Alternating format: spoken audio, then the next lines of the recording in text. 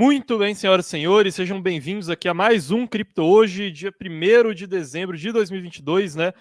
Dessa vez a gente tem algumas notícias bem interessantes sobre cripto mesmo, né? Vocês devem ter visto aí no título dessa live, né, que agora cripto tem um novo concorrente, uma grande empresa do mercado tradicional que deve entrar em cripto agora, além da gente ter anúncios de novos investimentos no mercado cripto, outras empresas de cripto que não estão tão bem assim, e óbvio, né, aquele repasse ali natural que a gente faz das notícias macroeconômicas que também vieram bem interessantes, né?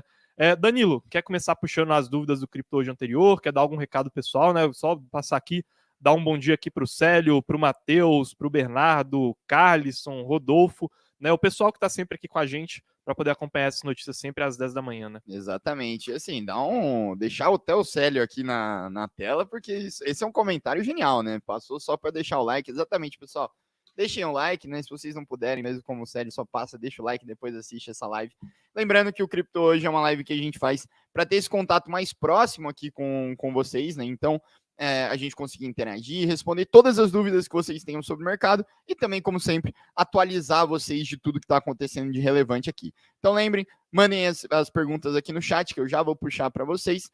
Mas antes, a gente começa sempre com as perguntas do Cripto Hoje de ontem, né? E eu gostaria de começar puxando aqui, tem algumas dúvidas bem interessantes. Eu gostaria de começar puxando essa do Vitor Soares aqui, perguntando quando vai ser a próxima atualização da Link, né? O CCIP e staking. A gente já tem data para isso, Carlos?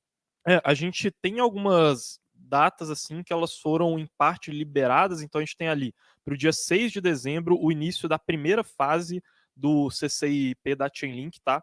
Se tudo funcionar bem ali, a gente deve ter mais duas fases acontecendo.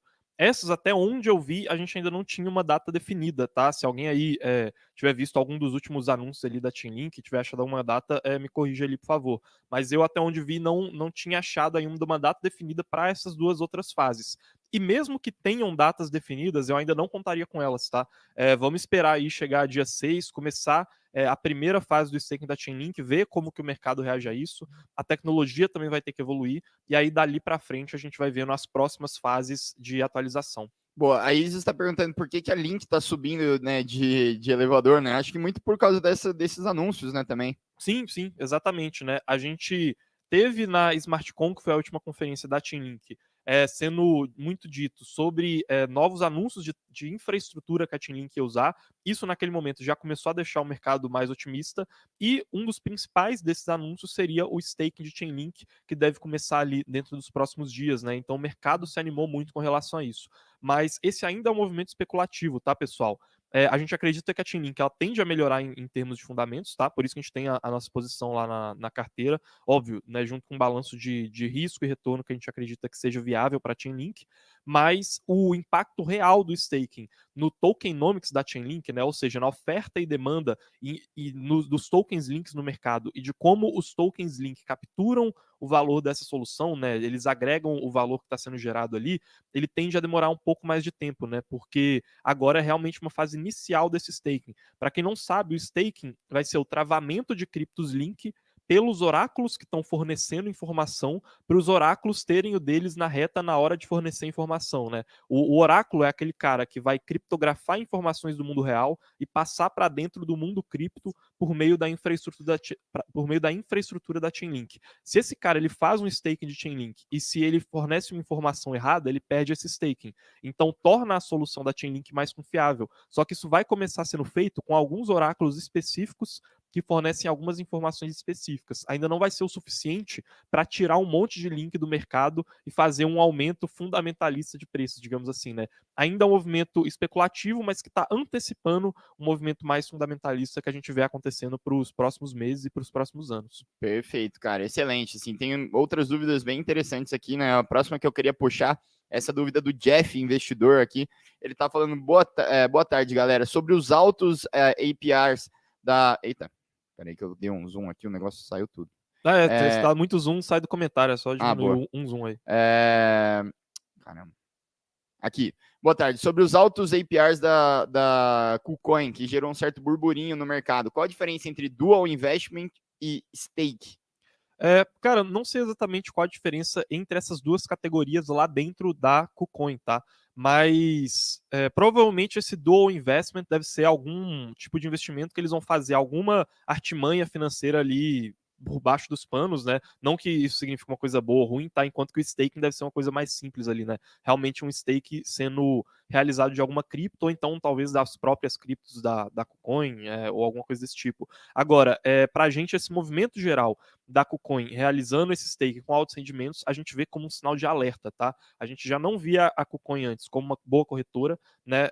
Porque a gente não considera que ela seja uma das melhores, e para a gente as boas só são aquelas que são realmente as melhores do mercado em termos de regulação e em termos de segurança, que são os parâmetros que a gente avalia, né? Então, a gente sempre diz para vocês aqui, a gente não é patrocinado por nenhuma corretora, mas a gente precisa escolher algumas, né, para poder utilizar elas, e a gente passa para vocês as que a gente escolhe com base nesses critérios, que são Coinbase, Kraken e Gemini. A KuCoin antes já não estava nesse ranking, e para a gente é um sinal ainda maior de alerta. Ela está oferecendo esses altos rendimentos em um cenário fragilizado de mercado. Pode ser que ela esteja tentando evitar uma corrida aos bancos, né, uma perda de liquidez. Exatamente. E assim, ó, estamos com 250 pessoas aqui, pessoal, e com menos de 100 likes. Vamos deixar o like aí para a gente voltar a mostrar para o conteúdo aqui, pro YouTube, que esse conteúdo ele tem qualidade, né? Sempre, né? A gente parou de fazer essa live na semana passada, dado o desafio, né? E a abertura da Mercúrios Pro, né? Que está aberta, inclusive, até hoje, até amanhã, com a promoção da Black Friday. Inclusive, eu estou rodando uma enquete aqui. Seria legal se vocês respondessem, né? Pô, 49 pessoas já responderam e 65% ainda não viraram Pro. Pessoal, vocês têm até amanhã para aproveitar a Black Friday. Depois disso, aquela nossa condição lá de 2 anos, né, por metade do preço, né, com 50% de desconto. Basicamente, você paga um ano e ganha o outro de graça. Ela vai até amanhã, tá? Então, fiquem atentos a isso. Os links estão aqui na descrição. Vou pedir até pro Carlos mandar aqui nos comentários, tá? Deixa um like aí sempre, né, pessoal, para o YouTube entregar mais aqui o nosso conteúdo. E eu vou puxar aqui mais uma que a gente teve na live de ontem, né? A Isabela, que está sempre aqui com a gente, falou: olá, Mercúrios. Ontem o Carlos mostrou uma imagem com as empresas que usam a tecnologia de cada blockchain, estando a Ethereum em segundo lugar, atrás de uma blockchain privada. Vocês acham que essas privadas são concorrentes e ameaças para a Ethereum? Muito obrigado. Daqui sigo despejando os likes sempre. Muito bom, Isabela. Boa pergunta mesmo, viu, Isabela? Essas blockchains privadas, igual era aquela que eu tinha mostrado ontem, eu vou até ver se eu consigo aqui buscar essa imagem de novo aqui, é do Block Data, né, que é um site que faz um pouco desses comparativos. E o que esse site estava mostrando para a gente é que entre as blockchains que eram mais utilizadas por empresas, a Ethereum ela estava em segundo lugar, perdendo para uma blockchain chamada Hyperledger Technology, né? Deixa eu mostrar aqui para vocês, né? Então, esse daqui é o ranking, tá, pessoal, das que mais utilizaram, né, das 100 maiores instituições. Quais criptos elas utilizaram, né? Vocês podem ver aqui que ele é bem assimétrico, né? Então, a diferença do 10º lugar para o primeiro lugar é bem gritante, e aqui é referente ao ranking que foi feito em outubro de 2022. Vocês podem ver aqui que a Ethereum ficou em segundo lugar, com 24 empresas, não necessariamente usando diretamente a tecnologia da Ethereum, tá? Mas pode ser alguma tecnologia tangente, análoga a Ethereum, né? Como, por exemplo, usar alguma tecnologia derivada da EVM, que é a máquina virtual que a Ethereum usa para poder rodar os seus programas, né? E aí a Ethereum estava aqui com 24 empresas, o Bitcoin com 5 empresas, e essa Hyperledger Fabric da Linux Foundation com 38 empresas. Essas blockchains privadas, né, elas podem sim ser ameaças em alguns sentidos para as blockchains públicas, naquilo que elas fazem em comum com as blockchains públicas, tá? Só que tem algumas coisas que elas não conseguem substituir. Então, a blockchain privada, ela serve principalmente para uma empresa ela ter acesso a uma base de dados mais segura para poder rastrear, por exemplo, uma cadeia logística. Então, você vai fabricar um produto e esse produto tem que passar por várias empresas diferentes, né? Tem que passar por vários países diferentes. A empresa pode fazer uma blockchain para poder rastrear essa cadeia logística, por exemplo, né? Uma blockchain privada em que ela não queira que, né, outras pessoas tenham acesso a ela, que seria o caso de uma blockchain pública, né? Igual essas redes do Bitcoin, redes da Ethereum e assim por diante. Agora, tem outras coisas que blockchains públicas fazem que blockchains privadas não conseguem fazer, tá? E principalmente no quesito de confiança, de transparência, muitas dessas coisas elas só vêm realmente quando você tem um alinhamento de interesses com várias partes envolvidas, tá? Não só com uma empresa. E também a gente tem blockchains que são públicas, mas que estão fazendo produtos voltados para a criação de blockchains privadas. Igual é o caso da Polygon, que está desenvolvendo o Polygon Supernets, tá? Se eu não me engano, ou então alguma coisa Nets lá, que são as blockchains privadas da Polygon sendo desenvolvidas para empresas, inclusive o time da Polygon, eles estão querendo criar uma unidade lá dentro para poder fornecer um serviço para auxiliar as empresas a fazerem o onboarding, né, a sua entrada nessas blockchains privadas e ajudarem eles com a parte técnica, né? Mas a Polygon, apesar dela talvez ser uma das mais avançadas quando a gente compara a adoção com essa solução, ela não é a única no mercado que está tentando fazer isso. Então a gente tem a NIR, que tem a Octopus Chain, né, que ela cria app chains e no futuro também podem ser blockchains para redes específicas de empresas. A gente tem a Avalanche com a Supernets e várias outras blockchains que vão tentando criar esse tipo de solução, porque ela é uma dor do mercado e as blockchains públicas, elas têm a vantagem de tentar conciliar as duas coisas. Então elas podem tentar, ao mesmo tempo, criar uma solução privada que a empresa vai usar só para a finalidade dela, com dados que ela não quer que sejam públicos, mas conectar essa rede privada na blockchain principal, às vezes por um processo de criptografia para manter esses dados seguros, por exemplo, mas aí garantir a confiança que só vai ser garantida por uma rede pública que é rodada por vários validadores, né, espalhados ao redor do mundo. Boa. Cara, vamos para as notícias aí do dia, né? Eu sei que você falou aí, o Fed anima o mercado, o cripto tem um novo concorrente, a gente acabou de passar as 300 pessoas aqui assistindo, e os 165 likes aqui. Vamos bater 200 likes já agora nos próximos 5 minutos, pessoal. Vou mostrar pro Carlos que esse conteúdo é legal, né? Bora lá então. Notícias macro aqui, algumas coisas que a gente citou ontem, né, elas acabaram acontecendo. Como acho que eu passei aqui a notícia. Tá dando para ver minha tela aí? Tá, né? Tá sim. Aqui, fique por dentro da. Ah, caraca, não era essa aqui. Deixa eu ver se consigo voltar aqui. É aqui, né? Essa daqui. Vamos lá. Primeira coisa que aconteceu ontem foi aquela leitura do PIB norte-americano, né? A gente, inclusive, durante a live, eu não tinha falado no começo da live, mas aí durante ela o pessoal relembrou que ia sair os dados do PIB, que acho que, pronto, agora você voltou aqui para a transição. Durante a live o pessoal alertou que ia sair os dados do PIB, e a gente falou aqui, né, e aí eles inclusive citaram, olha, veio aqui os dados acima do esperado, né, e isso ajudou a contribuir para um maior otimismo do mercado também, né, então é um dado importante aí, como eu disse, esses dados de crescimento, eles começam a se tornar cada vez mais importantes na medida que os dados da inflação eles já começam a ficar mais batidos, tá? Então agora a gente está meio nesse conflito assim de, ó, será que a gente olha para a inflação, o Fed tentando controlar a inflação, ou será que a gente olha para o crescimento da economia já, né? Conforme o Fed ele controlar bem a inflação, aí esses dados do PIB eles vão ficando cada vez mais importantes, né? Dados do PIB, dados de desemprego, porque eles vão começar a sinalizar para a gente se a gente está ou não em um cenário de recessão econômica, né? Isso aqui, junto com uma outra notícia que eu vou mostrar aqui para vocês, também ajudou a animar o mercado, que é essa notícia daqui, né? O Jerome Powell ele fez aquele discurso lá que eu tinha citado para vocês que ele ia fazer ontem, né, em um instituto importante lá nos Estados Unidos, e o que ele falou foi basicamente reforçando aquele posicionamento que a gente já sabia sobre manter taxas de juros menores, porém continuar esse aumento progressivo, né? Então não fazer aumentos agressivos na taxa de juros, como por exemplo um aumento de 0,75, que seria algo agressivo para o que o mercado vê hoje. Então, isso reforçou aquele posicionamento do mercado de que a gente deve ver um aumento de 0,5% na reunião que o Fed vai fazer agora em dezembro, tá?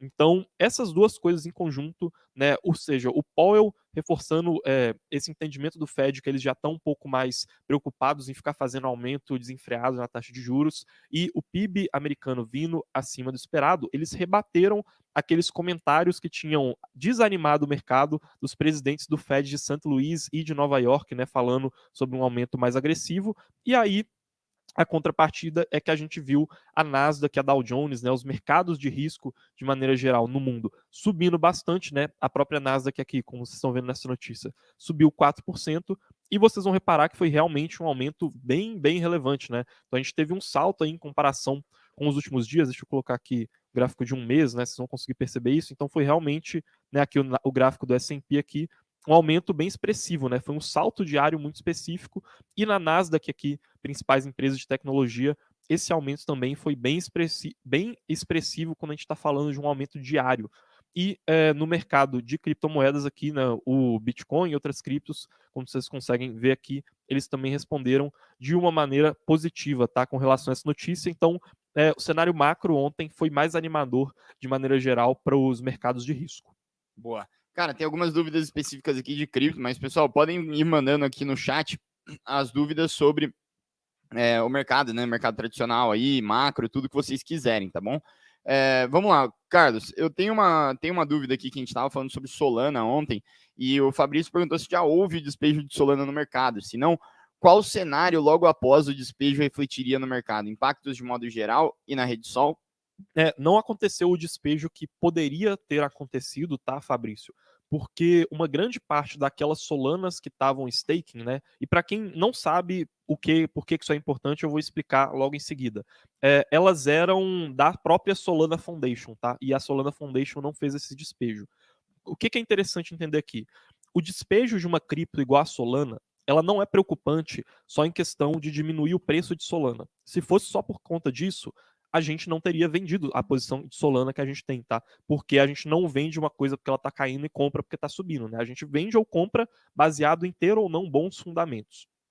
Mas o despejo de uma cripto como a Solana, que é uma cripto de contratos inteligentes que usa o algoritmo de consenso de Proof of Staking, ele pode causar um efeito dominó, né, uma espiral da morte, de diminuir a segurança da rede. Porque em Proof of Staking, as criptos são travadas, né, ou seja, você precisa comprar essas criptos no mercado e travar elas para poder garantir a segurança da rede em troca de uma recompensa.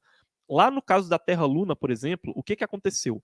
Quando a gente tinha várias lunas sendo criadas no mercado, isso não prejudicou só o preço de Luna de uma maneira direta, né, de um movimento técnico, de você ter muita cripto sendo vendida de uma vez e isso derrubar o preço.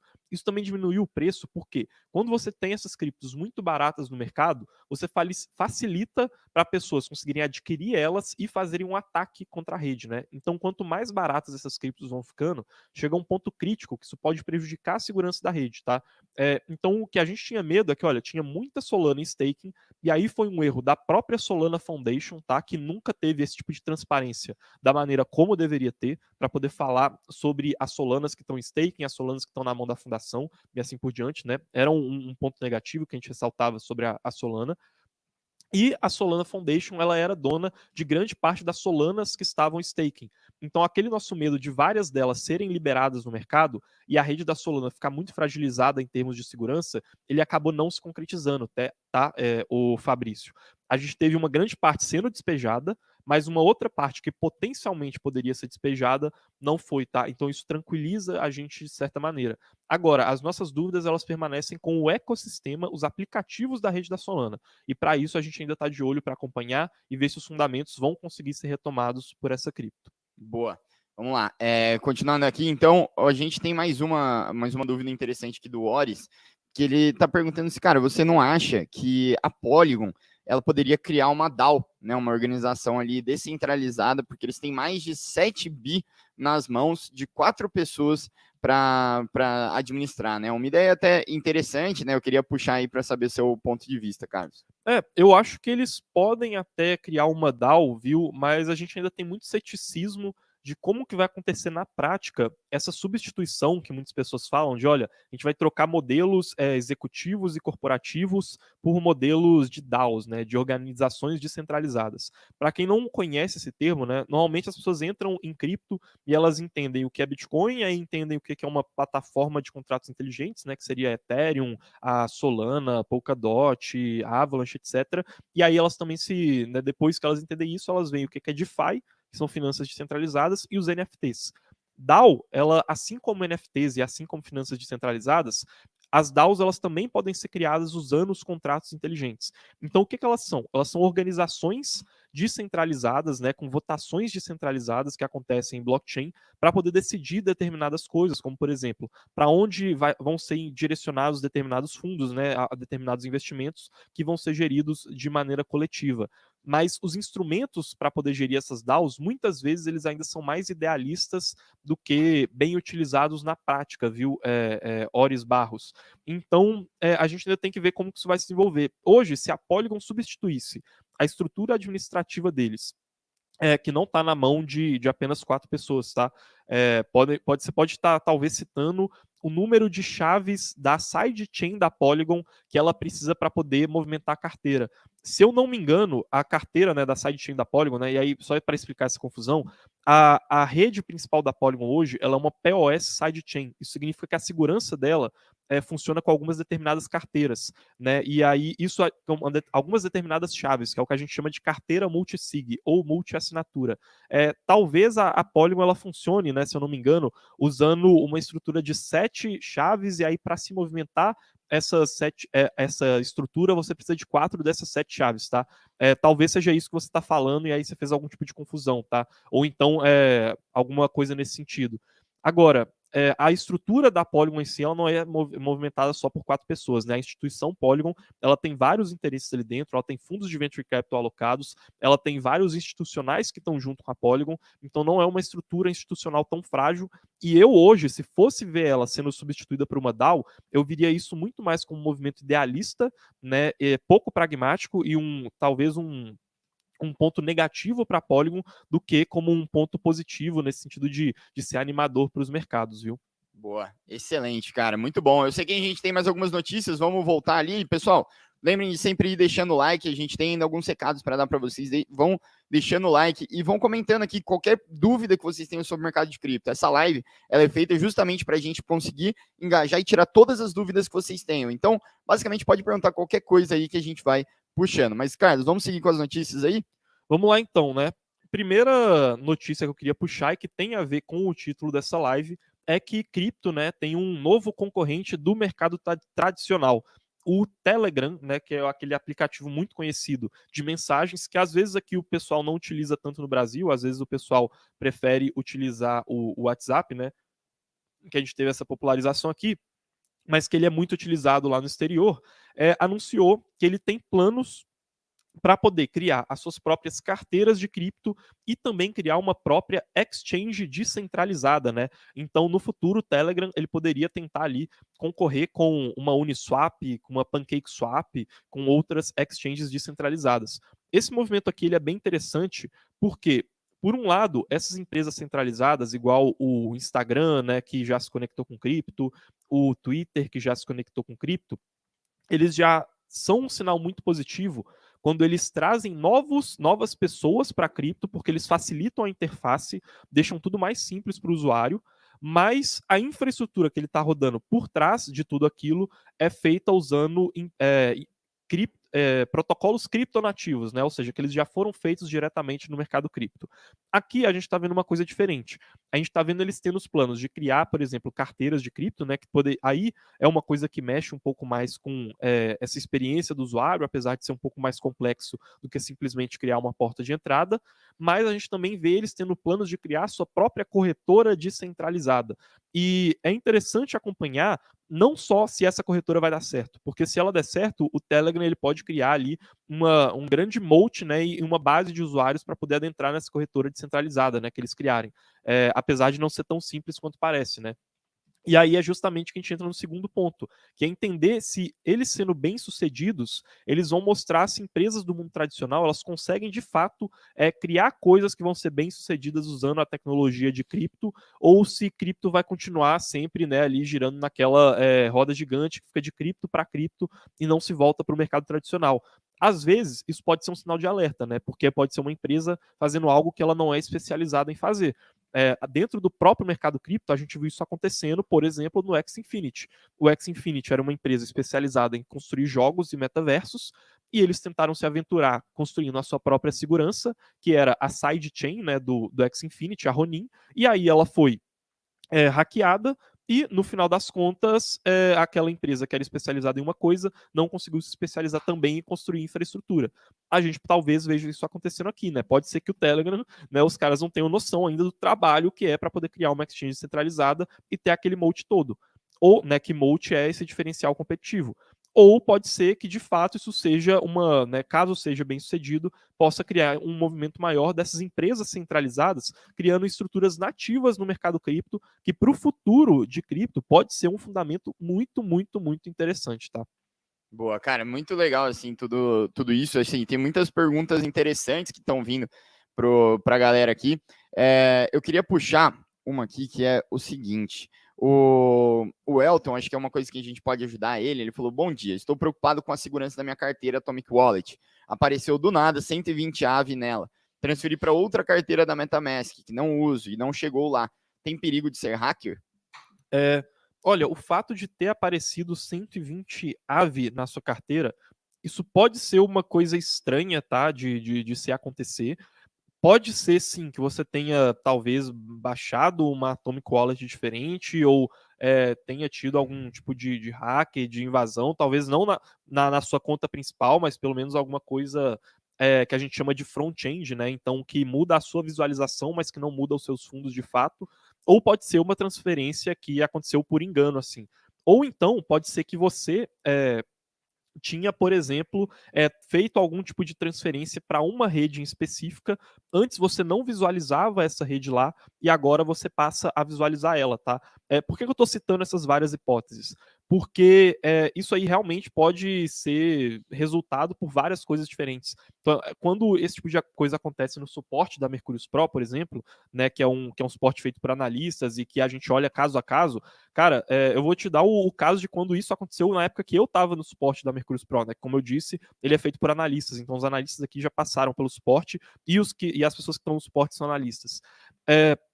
E aí um dos nossos clientes, ele chegou lá e tinha falado que uma transferência dele que tinha sido feita, realizada Solana, tinha dado errado. A gente teve que abrir várias hipóteses diferentes. Então a primeira coisa que a gente fez foi pedir para ele qual que era o código daquela transferência, né? E aí é um passo que você pode fazer, tentar ver qual que é a sua carteira, colocar ela no Etherscan, que é um site no qual você visualiza todas as transferências que foram feitas na rede do Ethereum, e aí ali você achar qual que foi aquela transação, entender de onde veio aquela transação, para onde ela foi, né? Então você precisa fazer um processo investigativo e, né, igual aqui o Cripto Brasil tá falando, né, que ele falou, talvez você já tinha em carteira, né, adicionou uma nova rede e apareceu o valor. É uma coisa que pode acontecer, então talvez você tinha ela na rede da Polygon, mas a sua MetaMask ou a sua outra cripto que você usava só mostrava a rede da Ethereum, e aí na Atomic Wallet apareceu também a rede da Polygon, você visualizou. E pode ser que você tenha transferido para a MetaMask e não tenha aparecido lá por conta disso, porque você transferiu para uma rede e na MetaMask tem outra rede. Então pode ser um simples parâmetro de visualização, pode ser uma transferência que deu errado, pode ser alguma coisa mais grave, né? Não sei de onde você baixou essa Atomic Wallet, né? Teria que realmente ver de uma maneira um pouco mais pessoal, assim, mais personalizada para a gente ter certeza. Mas o passo a passo que você deve seguir agora é tentar ver qual que foi a sua carteira, jogar ela no Etherscan, né, que é esse site de visualização da blockchain do Ethereum, e entender exatamente o que aconteceu ali, né? Ver a transação, de onde ela veio, para onde ela foi, e ir seguindo o passo a passo ali, né? Seguir o rastro ali das migalhas, e aí você vai entender o que aconteceu. Boa. Seguinte, o Carlos, o Iago, ele chegou agora, né? Deu bom dia aqui e perguntou o que seria esse novo concorrente aí de cripto.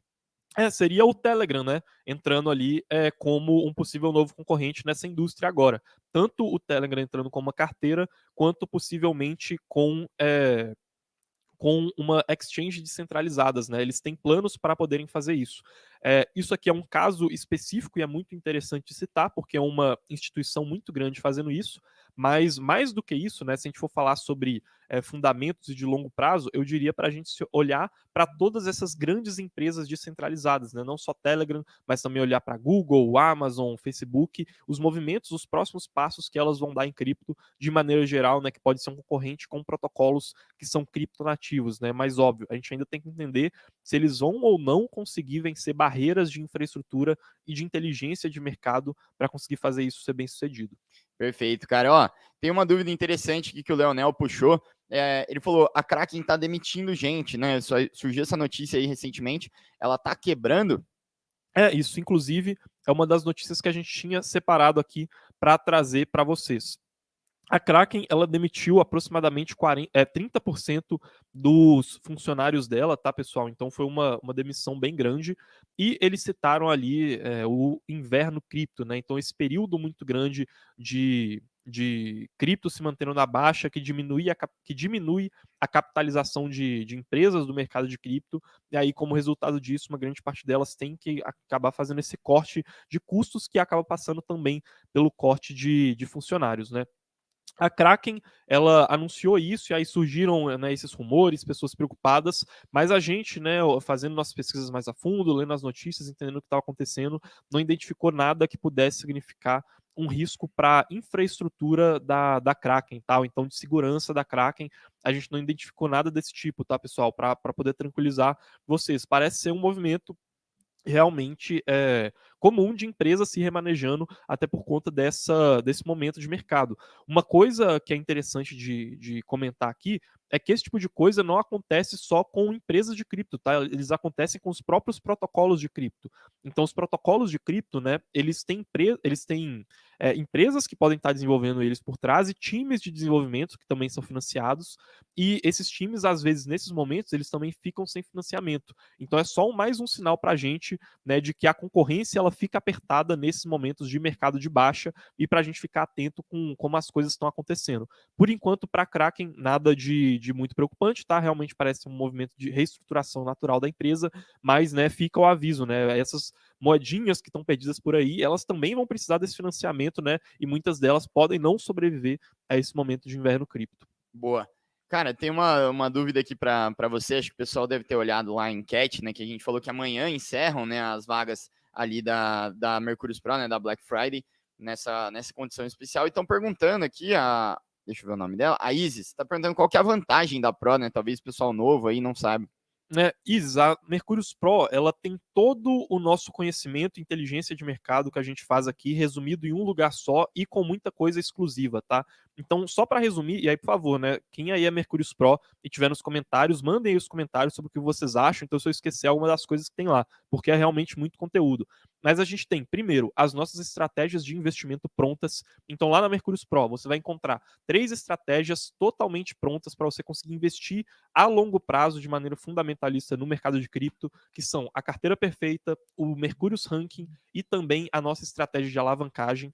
Junto dessas estratégias, lá dentro da carteira perfeita, a gente também tem a nossa estratégia de opções, o que faz a gente dormir tranquilo e falar aqui com vocês tranquilo quando uma queda está acontecendo no mercado de cripto.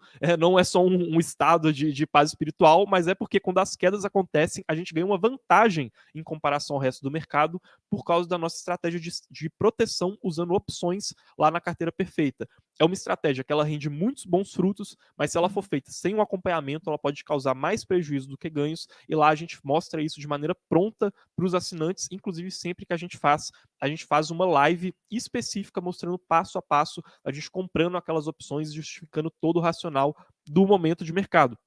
E essa justificativa é, inclusive, importante, porque além da gente fornecer essas estratégias prontas lá na Mercurius Pro, a gente também ensina vocês a pensar e caminhar com as próprias pernas no mercado de cripto. Então, todas as estratégias, elas vêm acompanhadas de relatórios semanais completos, mostrando como que aquela decisão foi tomada, e além disso, a gente tem 3 cursos específicos disponíveis lá na Mercurius Pro, né? A gente tem a nossa trilha de iniciante, que vai te ensinar tudo sobre como a tecnologia de cripto funciona, vai te ensinar como guardar com segurança as suas criptomoedas e como começar a sua primeira carteira de cripto, como escolher corretoras, como usar carteiras, né, as cold wallets, que são aquelas carteiras físicas, as hot wallets, carteiras virtuais e assim por diante.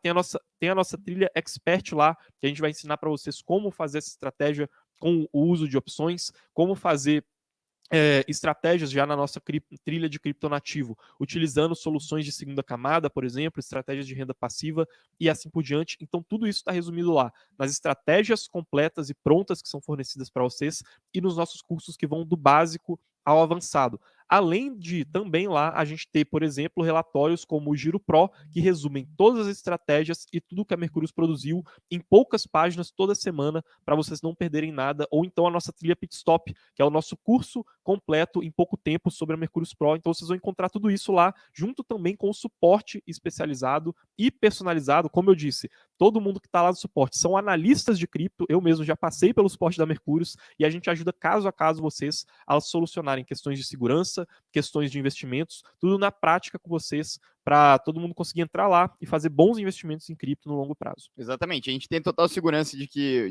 o que a gente faz é realmente um serviço de qualidade, porque a gente roda constantemente essas pesquisas para feedback, né? Inclusive, se tem alguém aí que é Mercurius Pro, mandem nos comentários aí o que vocês acham, né? A gente não tem medo nenhum de vocês falarem. Então, assim, ó, para quem quiser ainda aproveitar a condição 2 em 1 aí, Black Friday, primeiro desconto que a gente já fez na história da Mercúrios Pro, eu espero que o último. Tá aqui o link no chat, também é o primeiro link aqui da descrição. Se vocês tiverem qualquer problema, tem esse link também do WhatsApp para conversar com a nossa equipe comercial, já vai estar de pronto atendimento ali para fazer, para atender vocês, e também, né, vocês já conseguem testar o nosso suporte, manda uma mensagem, ver quanto tempo demora ali para responder, beleza? Carlos, vamos voltar aqui então para o conteúdo. Temos alguma outra notícia ainda, ou vamos puxar dúvidas aqui? Tem só uma última notícia aqui, e que aí ela é até legal como um contraponto daquela notícia da Kraken, que é de um novo fundo de investimentos voltado para metaverso, que está sendo anunciado, um fundo de 2 bilhões de dólares para poder financiar projetos de NFT e de tudo que tenha relação com propriedade intelectual dentro do mundo cripto e com entretenimento dentro do mercado cripto. Esse fundo está sendo anunciado pela Animoca, que é um fundo de investimentos que também está envolvido com vários projetos de metaverso, desde o The Sandbox até o Decentraland. E é bem interessante para a gente ver quais projetos vão continuar sendo escolhidos e acompanhar isso para entender o financiamento deles, né? Nesse período de inverno cripto, digamos assim, e capitalização que ela diminui bastante, tá? Mas eu acho que essa é a última notícia ali, só para a gente entender esse contraponto e a gente conseguir entender que ainda assim é muito importante acompanhar como que vão ser esses financiamentos. Boa, perfeito. Eu tô rodando aqui mais uma última enquete aqui que eu quero saber de vocês. Quem aí vai no Mercúrios Day, né? O evento que a gente vai fazer depois de amanhã, ali no sábado, a partir das 9 horas da manhã já começa o Mercúrios Day, né? Que pra gente é o maior evento criptonativo do Brasil. A gente quer trazer essa análise fundamentalista que a gente traz e conversar com vocês sobre isso, interagir com as pessoas. Então, ó, respondam ali quem já vai, quem tá confirmado ou quem quer ir, porque eu tenho uma surpresa para vocês aí no final da live, né? Quem ficar até o final vai ter uma surpresa aí. O Humberto tá falando, resumindo, vocês vendem coisas e não fazem nem trade, né? Mentira, Roberto. Não é isso, acho que você deve ser novo aqui, não conhece muita gente, mas talvez seja melhor conhecer antes de falar, porque tudo o que a gente faz lá na Carteira Perfeita, e já tem até uma série lá de conteúdos que fazendo com o meu dinheiro lá, montando a minha carteira para mostrar a vocês como fazer isso do zero. Além disso, a Mercúrios tem no seu grupo, né, na holding Mercúrios, a gente tem a Mercúrios Asset, né, então a gente tem uma asset regulada, né, uma gestora de investimentos regulada no mercado tradicional, mas que investe única e exclusivamente em cripto. Então a gente não faz day trade, mas a gente investe e tem ali a pele em jogo, né? Então vamos lá. O Caio aqui falou que só vai ter surpresa se bater 450 likes. Deixa eu ver quantos likes a gente tá. Pô, 333 likes agora. Se bater 400 likes aí das 500 pessoas que nem estão... eu, nem você, né? Nem eu, nem você. Se bater 400 likes, eu já libero aqui uma surpresa para as pessoas que estão querendo ir no Mercúrios Day, beleza? Mas tem que ficar aqui até o final, que vai ser só durante a live. Carlos, vamos lá. O Eduardo está perguntando se saiu algum dado americano importante hoje. A gente está em uma semana que, na verdade, estão saindo vários dados interessantes ali sobre indústria americana, sobre inflação e etc, tá? Agora, o que realmente vale a pena ser citado aqui, eu acho que é realmente o PIB, que saiu ontem, e o dado de payroll, que vai sair amanhã, tá? Normalmente esse dado sai ali na parte da manhã, viu, pessoal? Então talvez a gente consiga acompanhar ele ao vivo ali com vocês. Ele costuma sair mais ou menos ali por volta das 10h15, 10h30 ali. A gente consegue confirmar o horário certinho. Mas então amanhã a gente vai estar acompanhando o payroll, que são os dados de desemprego americano e de rotação de empregos, né? E eles podem afetar, sim, também o mercado, tá? Eu acho que do que vale a pena ser citado de mais importante é isso. Boa, show. A Kelly Tinoco, ela tá perguntando se entre Trezor e Ledger, qual vocês recomendam a compra? Teria algum outro lugar seguro para compra além da CryptoBR? Um lugar seguro para compra, além da CryptoBR, seria nas revendedoras oficiais, viu, Kelly? Mas nesse momento, provavelmente, elas devem estar também com estoque baixo ou inexistente. E você também tem a opção de tentar importar elas, né? Que muitas vezes, para você comprar numa revendedora oficial, você vai ter que passar por esse processo de importação. a gente tem assinantes que tentaram fazer esse processo de importação, mas eles acabaram perdendo dinheiro, tá? Porque às vezes fica preso o item, para poder pagar para liberar, você tem que, sabe, pagar um valor igual ou ainda maior que você tinha comprado. Então, você pode entrar lá na lista de espera da CryptoBR, né? A CryptoBR é uma revendedora de confiança, a gente não é patrocinado por eles, mas a gente tem o Caio aqui, por exemplo, que é um dos nossos moderadores, que ele já entrou nessa lista de espera, ele falou que esperou um pouco, depois funcionou e ele recebeu e deu tudo certo, tá? Então acho que talvez seria uma opção se você não estiver disposta a correr o risco de talvez ter que fazer uma importação e dar alguma coisa errada nesse processo, tá? Boa. O Fabrício está falando que hoje ele tem visão somente para o Bitcoin, pois estou verificando o Ethereum, mas tenho um certo receio sobre um possível colapso na rede da Ethereum, por uma série de motivos. Existe uma grande possibilidade de acontecer isso? Fabrício, hoje a gente não vê nenhuma grande possibilidade de um colapso na rede da Ethereum, tá? A gente, na verdade, acredita que ela seja uma das redes mais seguras que estão disponíveis hoje no mercado cripto. Óbvio, o mercado cripto é um mercado financeiro de alto risco, né? Ele é um mercado extremamente volátil, com fundamentos que estão sendo construídos, mas a gente investe nele porque a gente acredita que ele também é um mercado mais assimétrico. Então, é um mercado que as pessoas, né, o conjunto das opiniões das pessoas somadas, menos reflete o que de fato é a realidade do mercado cripto. Isso é assimetria. E a assimetria, ela abre para a gente várias oportunidades. Então, apesar de ser um investimento arriscado, a gente prefere investir grande parte do nosso capital aqui no mercado de cripto, porque ele é onde a gente consegue ser mais esperto do que o mercado, conseguir estudar, entender mais do que o resto do mercado, para poder aproveitar essas oportunidades, né? Então, apesar desse movimento especulativo, a Ethereum ela entra assim em uma dessas redes que a gente considera como as mais seguras, tá? Inclusive, se a gente for comparar ela com o Bitcoin, não diverge tanto assim o custo para poder realizar um ataque na rede da Ethereum, por exemplo, né? Óbvio, isso é bem mais complexo, assim, tem vários gatilhos diferentes que estão envolvidos nessas duas redes, a economia, os incentivos econômicos envolvidos nelas são diferentes, mas se você quiser deixar algum desses motivos específicos que você olha ali na rede da Ethereum, que hoje a gente faz não investir nela e quiser bater ali com a gente, né? Porque hoje a gente investe nela e comparar as opiniões, é só deixar ali no comentário que a gente responde com o maior prazer. Boa. O Paulo Dias tá falando, bom dia, pessoal. Aproveitando a dúvida, a MetaMask ainda vale a pena com eles armazenamento IP? Né? Como é que eu faço para tirar meus bitcoins da corretora e colocar na MetaMask? Olha, Paulo, a não ser que você queira fazer alguma coisa muito específica ali envolvendo o mundo cripto, que você não quer que o seu IP seja encontrado de maneira alguma, eu acho que a MetaMask ela ainda assim continua valendo a pena, tá? Para 99% das pessoas. Essa questão do armazenamento de IP, provavelmente, se você usava a MetaMask antes e para você não tinha problema, depois a sua opinião ali com relação à MetaMask provavelmente deveria continuar a mesma, tá? Deveria continuar ou não valendo a pena, porque a Infura, que é o player centralizado que faz a ligação entre a MetaMask e a rede da Ethereum, ela já era um player centralizado que coletava diversas informações antes, tá? E em grande medida isso não gera um problema, tá? Isso gera inclusive facilitações para o usuário. Então, para a maioria das pessoas, isso não vai fazer muita diferença na prática, tá?